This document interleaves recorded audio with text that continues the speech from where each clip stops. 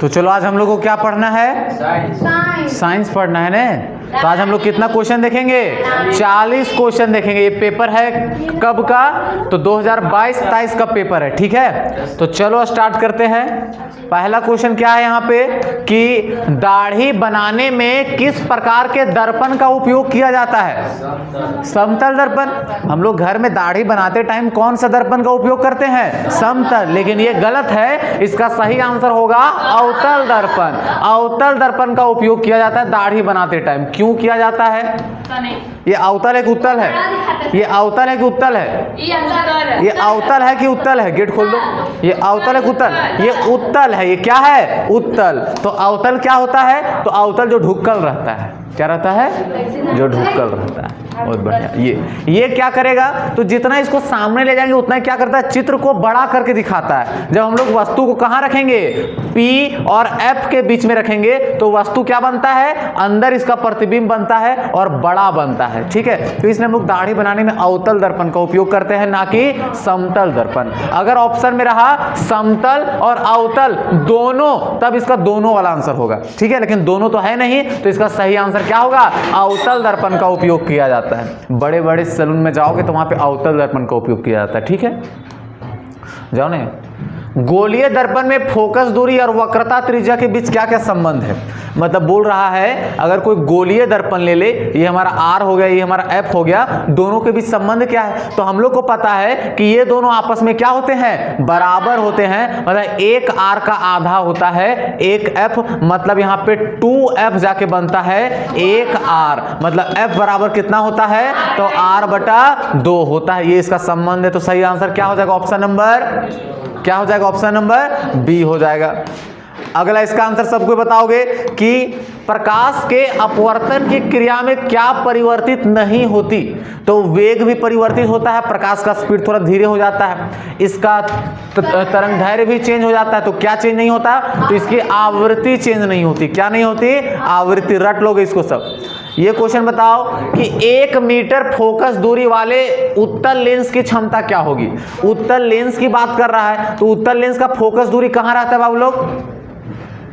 वो साइड की ये साइड। फोकस दूरी इसका ये साइड रहता है। उत्तल लेंस का फोकस दूरी ये रहता है, तब ना जाके प्रकाश ऐसे जाता है, इसमें प्रवेश करता है। तो फोकस दूरी ये रहता है, मतलब फोकस दूरी प्लस में रहता है। फोकस दूरी किस चीज में रहता है? प्लस में रहता है। मतलब F बराबर क्या देखे रखा है? तो प्लस 1 मीटर देखे रखा है। यहाँ पूछ रहा है लेंस की क्षमता। तो बताओ लेंस की क्षमता का ऐसा ही मात्रक क्या होता है? डायोप्टर। क्या होता है? डायोप्टर। तो बताओ लेंस की क्षमता का फॉर्मूला क्या होता है? P बराबर 1/F। और बताओ F कितना दिया है? 1 मीटर। 1 + 1। तो इसका सही आंसर क्या हो जाएगा? 1 डायोप्टर। क्या हो जाएगा? 1 डायोप्टर। प्लस या माइनस? तो नीचे तो प्लस था, तो ये भी क्या होगा? प्लस ही रहेगा। तो इसका सही आंसर ऑप्शन नंबर बी हो जाएगा। सेम वही है कि अवतल लेंस का फोकस दूरी क्या होगा अगर उसका क्षमता 4 डायोप्टर है? मतलब P बराबर 4D दिया है। लेंस कौन सा है? अवतल लेंस है। और अवतल लेंस में फोकस दूरी कहां रहता है? इधर रहता है। मतलब डायोप्टर इसका माइनस में है। किस चीज में है? माइनस में। फॉर्मूला पे बैठा दो। F बराबर क्या होगा? तो 1/P बैठा दो। 1 का 1 नीचे क्या होगा? -4 का 4। P के जगह पे -4 लिख दिए। काट देंगे इसको। एक बार में कटेगा तो कितना बार में? 0.25 बार में कटेगा। माइनस है तो कितना आ गया? F बराबर इसका मीटर। सेंटीमीटर में चेंज कर दे रहा है तो क्या होगा? F बराबर -25 सेंटीमीटर। तो बताओ इसका सही आंसर क्या होगा? 25 सेंटीमीटर। क्या होगा? 25 सेंटीमीटर। अगर माइनस में रहा तो ध्यान दोगे माइनस भी हो जाएगा, ठीक है। यहाँ ध्यान दे। तो नहीं है तो हटाओ ना इसको। नहीं है तो कोई दिक्कत नहीं। इसका देखो कि वाहन के अग्रदीपों में किस दर्पण का उपयोग किया जाता है? आगे वाला जो हेडलाइट है उसमें कौन से दर्पण का उपयोग किया जाता है? यही ना जहां पे बल्ब ऐसे करके लगा रहता है। तो बताओ ये कौन सा दर्पण है? तो ये अवतल दर्पण है। अवतल। उत्तल मतलब उठल। उत्तल मतलब क्या होता है? उठल। और ये अवतल मतलब ढुक्कल। हाँ, अवतल मतलब ढुक्कल। कैसे उत्तल होता है भैया? हाँ, जैसे कि अवतल दर्पण क्या करता है? प्रकाश को केंद्रित करता है। गाड़ी का लाइट देखोगे जहां भी जमा होगा सब एक ही जगह पे क्या होता है? जमा होता है। इसके जगह पर अगर हम लोग उत्तल दर्पण लगा देंगे तो प्रकाश यहीं पे फैल जाएगा। ठीक है, इसलिए यहाँ पे उत्तल दर्पण नहीं लगाया जाता है। हेडलाइट बात करें, यहाँ पे साइड मिरर का बात नहीं कर रहा है, ठीक है। गाड़ी का जो साइड मिरर है उसमें उत्तल दर्पण का उपयोग किया जाता है। यहाँ देखो बड़ा चीज को सबको छोटा छोटा करके दिखाता है। मानव नेत्र के किस भाग पर प्रतिबिंब बनता है, कौन बताएगा? मानव नेत्र अगर हम लोग ले ले तो मानव नेत्र के कौन से भाग पर प्रतिबिंब क्या होता है? बनता दिखाई देता है। तो कहां बनता है? रेटिना पे। रेटिना तो ऑप्शन में है नहीं, तो रेटिना को हिंदी में क्या बोलते हैं? दृष्टि पटल। अब बताओ कि रेटिना पर जो प्रतिबिंब बनता है वो कैसा बनता है? रेटिना पर जो प्रतिबिंब बनता है कैसा बनता है? तो वास्तविक और उल्टा। कितना देर तक बना रहता है? तो 1/16 सेकेंड तक बना रहता है, ठीक है। अगला, सामान्य नेत्र की दूर बिंदु क्या है? दूर बिंदु अनंत। निकट बिंदु कितना है? 25 सेंटीमीटर, याद रखोगे इसको। अगला, मानव में है नेत्र में जाने वाली प्रकाश की मात्रा को कौन नियंत्रित करता है? फिर से वही क्वेश्चन आ गया, बताओ कौन नियंत्रित करता है? तो फिर से यहाँ पे यही क्वेश्चन दे दिया,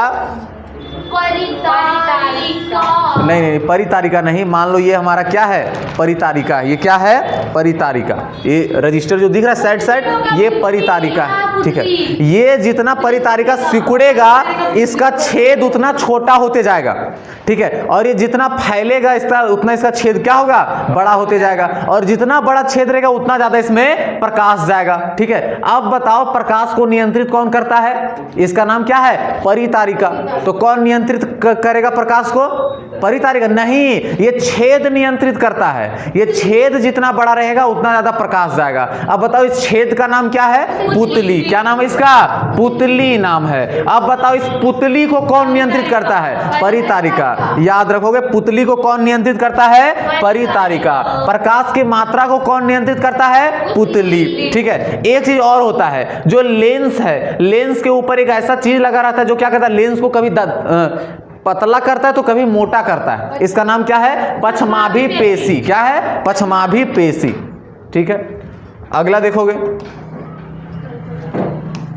मानव नेत्र में प्रतिबिंब की प्रकृति कैसी होती है? वास्तविक और उल्टा। क्या होता है? वास्तविक और उल्टा। यह हमारे दिमाग में जाके सीधा होता है। 1 किलोवाट घंटा निम्न में से किसका इकाई है? तो किसका है यह? ऊर्जा का। किसका है? ऊर्जा का। किसका है? ऊर्जा का। कूलम किसका ऐसा मात्रक है? कूलम किसका ऐसा मात्रक? किसका है ये? विद्युत आवेश का। किसका है? विद्युत आवेश का ऐसा मात्रक क्या होता है? कूलम होता है। ये क्वेश्चन बहुत ज्यादा इंपॉर्टेंट है और सबसे ज्यादा इजी भी है, कहीं कूलम लिखता है, कहीं कूलम लिखता है, जो भी लिखता है, अंग्रेजी शब्द है सब। अगला, विद्युत मोटर एक युक्ति है जो क्या करता है?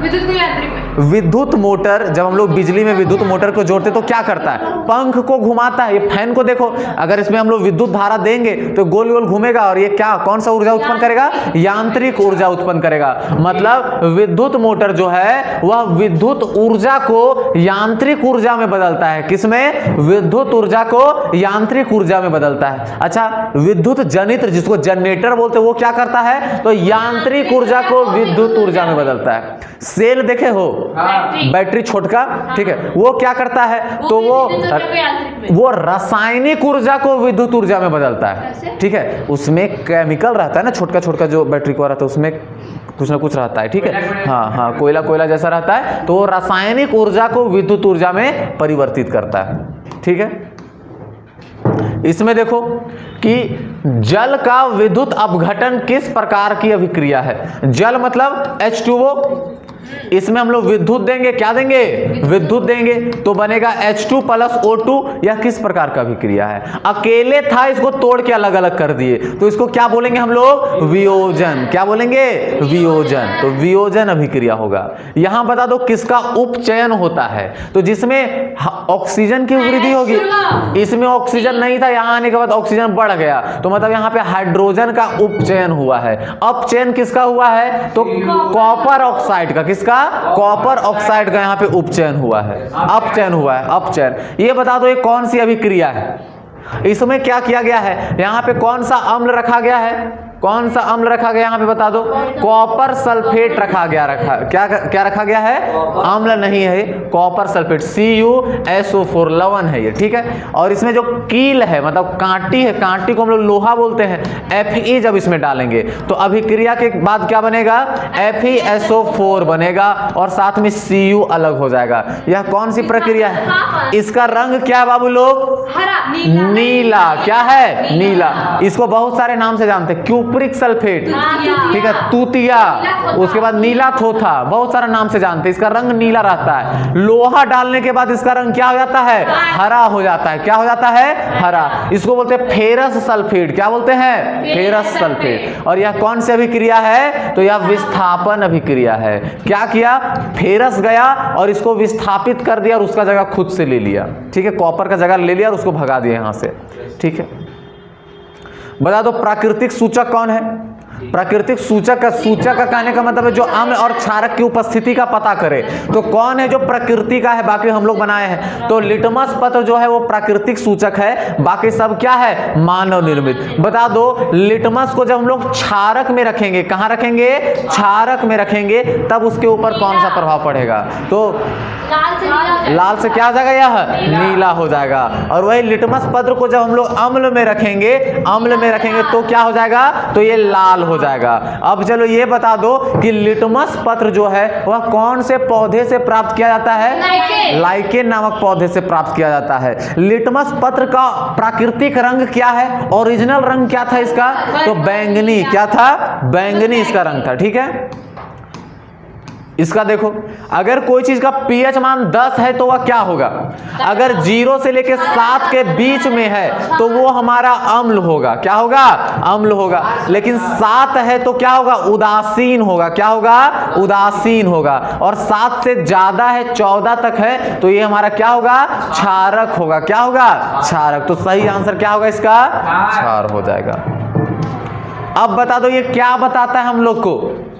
हमको हमेशा नहीं तो ये जो बोर्ड है वो हम लोग को क्या बताता है कि हमें हमेशा हाथ साफ रखना चाहिए, हमें प्रयोगशाला में हाथ धोकर जाना चाहिए, हमें अम्ल से हाथ धोना चाहिए, या फिर सांद्र अम्ल तथा क्षार वाले बर्तन को चेतावनी चिन्ह है। ये चेतावनी चिन्ह है, मतलब सांद्र को तनु जब बनाया जाता है, जैसे कि हम लोग जो भी हाइड्रोक्लोरिक अम्ल, सल्फ्यूरिक अम्ल, जो भी अम्ल या क्षारक का नाम सुनते हैं वो सांद्र में रहता है, वो बहुत ज्यादा ताकतवर रहता है। उसको अगर छू लेंगे तो हम लोग का उंगली जल जाएगा। इसलिए बोल रहा है इसको सावधानी पूर्वक इस बर्तन को पकड़िए। तो यही बोल रहा है, ये चेतावनी के रूप में बता रहा है कि इसको हाथ में लीजिएगा तो जल जाएगा, ठीक है।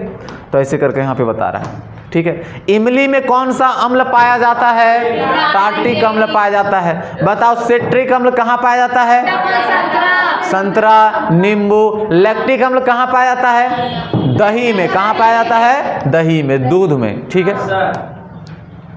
कौन सा अधातु कमरे के ताप पर द्रव अवस्था में रहता है? तो बता दो टोटल तत्वों की संख्या कितनी है? 118, ठीक है। 118 में लगभग 80 प्लस क्या है? धातु है, और लगभग 20 में हमारा क्या है? अधातु करके है। और उप धातु की संख्या कितनी है? 7। उप धातुओं की संख्या कितनी है? 7। ऐसे करके बोल रहा है यहाँ पे। अब जितने भी हमारे टोटल तत्व हैं सभी तो ठोस है, नहीं तो गैस है, लेकिन द्रव के रूप में केवल 2 ही है। एक है हमारा पारा, एक क्या है हमारा? पारा, और एक है ब्रोमीन। क्या है? ब्रोमीन, ठीक है। इसमें से पारा जो है वह हमारा धातु है, और ब्रोमीन जो है वह क्या है? अधातु है, ठीक है। अगर क्वेश्चन देता कि कमरे के ताप पर कौन सा अधातु द्रव अवस्था में है तो ब्रोमीन, अगर धातु बोलता तो पारा, ठीक है। अच्छा बताओ पारा का यहाँ पे परमाणु संख्या कितना है? तो पारा का परमाणु संख्या कितना है? 80।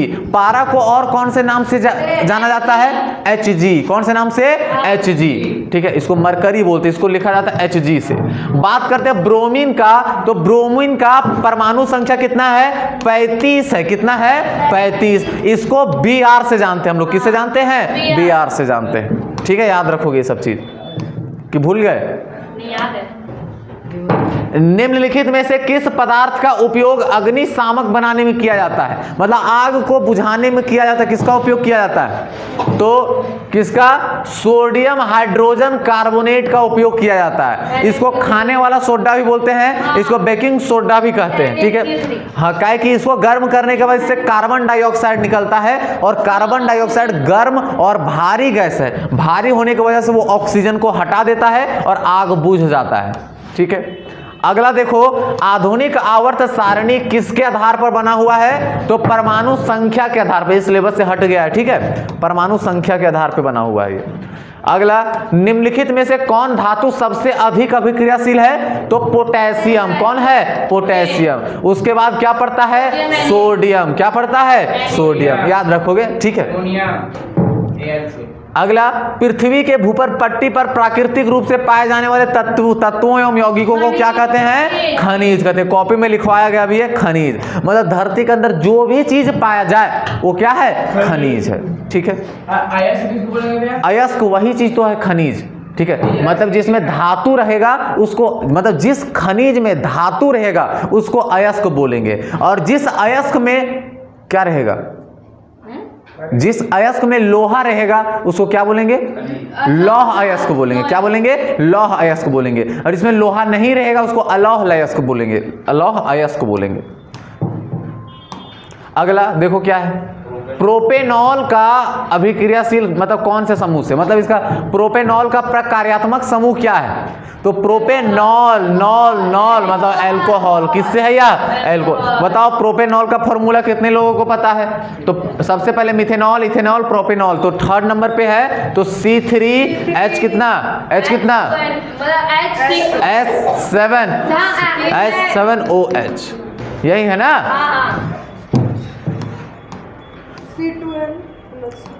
इसका देखो, प्रकाश संश्लेषण प्रक्रिया में निम्नलिखित में से क्या नहीं होता है? तो सबसे पहले जल का टूटना। प्रकाश संश्लेषण को पहले हम लोग लिखते हैं, जमीन से लेता है H2O, वायु से लेता है कार्बन डाइऑक्साइड, और जाके बनता है C6H12O6 प्लस क्या बनता है यहाँ पे? प्लस H2O, हल्का हल्का पानी भी निकलता है, इसलिए जो देखो कितना भी गर्मी हो जाए हमेशा पत्ता ठंडा रहता है, ठीक है। साथ में ऑक्सीजन भी निकलता है। तो यहाँ बोल रहा है कि जल का टूटना, जल जरूर टूट रहा है उसके बाद ही तो ये सब बन रहा है। ऑक्सीजन का मुक्त होना, ऑक्सीजन तो मुक्त हो ही रहा है, ये भी सही है। कार्बन डाइऑक्साइड का टूटना, तो कार्बन डाइऑक्साइड का टूटना, कार्बन डाइऑक्साइड का मुक्त होना है। क्या है? मुक्त होना। तो बताओ इधर कार्बन डाइऑक्साइड आ रहा है क्या? नहीं आ रहा है, तो कार्बन डाइऑक्साइड मुक्त नहीं हो रहा है, तो यही चीज असत्य है। अगला, कार्बन डाइऑक्साइड का उपयोग होना, तो इसका उपयोग किया जा रहा है, तो ये सब सही है। तो गलत कौन है हमारा? कार्बन डाइऑक्साइड का मुक्त होना। ऑक्सीजन मुक्त होता है, कार्बन डाइऑक्साइड नहीं होता है। अगला क्वेश्चन, फ्लोएम से खाद्य पदार्थों का परिवहन पौधे के किस भाग में होता है? हम लोग सबसे पहले पौधा के बारे में समझते हैं। तो बताओ पौधे में किस तरह का परिवहन तंत्र है, मतलब किस तरह का वहां पे भोजन को ढोने के लिए संवहन? तो फ्लोएम है और जाइलम। जाइलम का काम क्या है? तो जमीन से जल और पानी को ले जाना। कहाँ? हमेशा ऊपर की ओर, हमेशा ऊपर की ओर। लेकिन ऊपर जाने के बाद यहाँ पे पत्तों में खाना बनता है, और खाना को भेजने का काम कौन करता है? तो फ्लोएम करता है। फ्लोएम कहाँ भेजता है? तो ऊपर नीचे सब जगह भेजता है खाना वो, ठीक है। तो वही बोल रहा है कि फ्लोएम खाद्य पदार्थों का परिवहन कहाँ करता है? तो ऊपर और नीचे दोनों भागों में। लेकिन जाइलम कहाँ करता है? तो केवल ऊपर, केवल पानी को कहाँ ले जाता है? ऊपर ले जाता है। हाँ। अगला, वृक्क की संरचनात्मक तथा क्रियात्मक इकाई को क्या कहते हैं? वृक्क मतलब किडनी। किडनी का सबसे छोटा पार्ट को हम लोग क्या बोलेंगे? तो वृक्काणु। तो वृक्काणु तो है नहीं, तो इसका सही आंसर क्या होगा? न्यूरॉन तो दूसरा चीज है। इसका सही आंसर क्या होगा? वृक्काणु। क्या होगा? वृक्काणु। यहाँ पे गलत लिखा है, वृक्काणु होगा। अगर वृक्काणु नहीं दिया तो नेफ्रॉन देगा। क्या देगा? नेफ्रॉन देगा, ठीक है। नेफ्रॉन भी इसका सही आंसर है।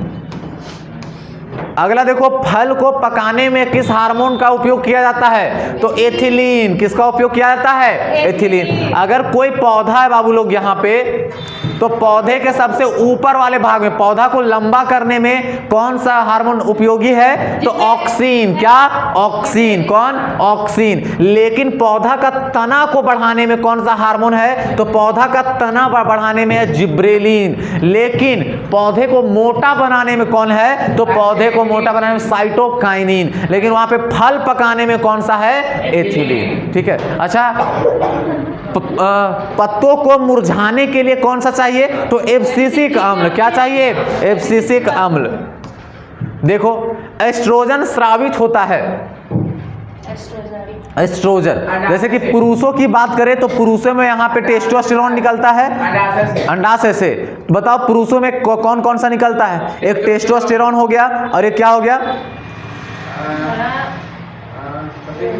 प्रोस्टेट ग्रंथि से कौन सा रस निकलता है? प्रोस्टेट रस, प्रोस्टेट हार्मोन जिसको भी बोलते हैं। प्रोस्टेट जो निकलता है वो जो क्या करता है? शुक्राणु को जिंदा करने का काम करता है। वैसे महिलाओं में एस्ट्रोजन जो है कहाँ से निकलता है? अंडाशय से निकलता है। कहाँ से निकलता है? अंडाशय से। और लड़कियों में ये क्या करता है? तो यही जो है लैंगिक विविधता को लाता है। लैंगिक विविधता मतलब जानते हो? मतलब किशोरावस्था के दौरान शरीर में जो भी परिवर्तन होता है लड़कियों में वह एस्ट्रोजन के वजह से होता है, और लड़कों में टेस्टोस्टेरोन की वजह से होता है। ठीक है। इसमें देखोगे नर युग्मक और मादा युग्मक के संलयन को क्या कहते हैं? नर युग्मक और मादा युग्मक के संलयन को निषेचन कहते हैं, लेकिन नर युग्मक और मादा युग्मक के संलयन से क्या बनता है? तो युग्मनज बनता है। ठीक है। ये देखो, ये कौन सी अभिक्रिया, मतलब ये कौन सा जनन है? तो इसमें कौन सा? मुकुलन, हाइड्रा में मुकुलन। बहुत बढ़िया। इसमें देखो पक्षी और चमगादड़ के पंख होते हैं। तो बताओ, पक्षी का पंख देखोगे शरीर से बाहर ऐसे फड़फड़ाता है, लेकिन चमगादड़ का पंख देखोगे उंगलिये में रहता है। सबको उन लोग का पंख देखे हो ना, यहीं पे मतलब उन लोग का चादर जैसा रहता है, मतलब उंगली में ही उन लोग का पंख लगा रहता है। और दोनों का काम क्या है? उड़ना। दोनों का काम क्या है? उड़ना। लेकिन संरचना अलग अलग है दोनों का। संरचना अलग अलग है, लेकिन काम उड़ना है। ठीक है। तो जब भी संरचना अगर एक रहे, संरचना अगर एक रहे, बनावट एक रहे, तो उसको समरूप बोलेंगे, और बनावट एक नहीं रहे तो उसको समजात बोलेंगे। क्या बोलेंगे उसको हम लोग? समजात। आई बात समझ में? हाँ। इसमें देखो मेंडल ने अपने प्रयोग में किस पौधे का चयन किया था? तो मटर के ताने का। निम्नलिखित में से कौन सा उत्पादक है? उत्पादक तो सबसे पहले घास है। घास को कौन खाएगा? तो कीड़ा मकोड़ा। कीड़ा मकोड़ा कौन खाएगा? मेढक। मेढक को कौन खाएगा? सांप। ठीक है। अगला, किसी आहार श्रृंखला में शाकाहारी निर्माण होता है। मतलब शाकाहारी किस में रहता है? कौन सा पोषी स्तर? प्रथम पोषी स्तर की, द्वितीय पोषी स्तर की, तृतीय पोषी स्तर? तो इसका सही आंसर होगा द्वितीय पोषी स्तर। कैसे? अब समझने की कोशिश करो। सबसे पहले पहला पोषी स्तर में हमारा क्या आ जाएगा? घास आ जाएगा। अब बताओ, घास शाकाहारी है कि मांसाहारी है? बुड़बक लड़की। घास क्या खाएगा हो?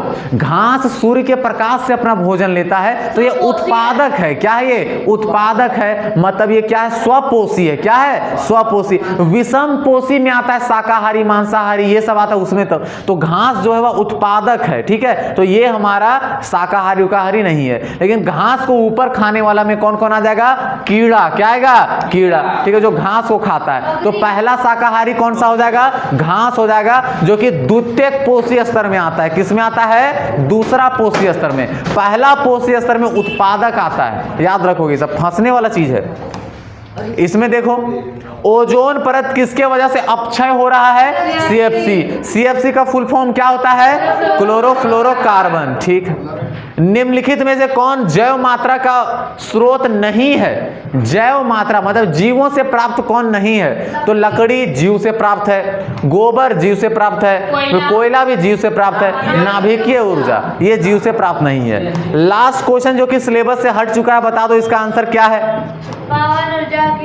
पवन ऊर्जा के उत्पादन में न्यूनतम चाल कितनी होनी चाहिए? हम लोग सोचते हैं ना कि यहाँ पे कितना अच्छा रहता अगर पवन चक्की का निर्माण कर देते, बिजली बनते रहता, लेकिन ऐसा संभव नहीं है, क्योंकि यहाँ पे पवन का चाल कितना होना चाहिए? तो कम से कम 15 किलोमीटर प्रति घंटा होना चाहिए। कितना होना चाहिए? न्यूनतम बोल रहा है ना, तो 15 से 20 होना चाहिए। ज्यादा हो जाएगा तो पंख टेढ़ा हो जाएगा उसका। ठीक है, तो न्यूनतम 15 किलोमीटर प्रति घंटा होना चाहिए, और इधर ऐसा नहीं देखने को मिलता है। ठीक है, तो 40 क्वेश्चन हो गए कंप्लीट। ठीक ठाक था ये सब? Yes sir. हाँ ठीक है, बहुत बढ़िया।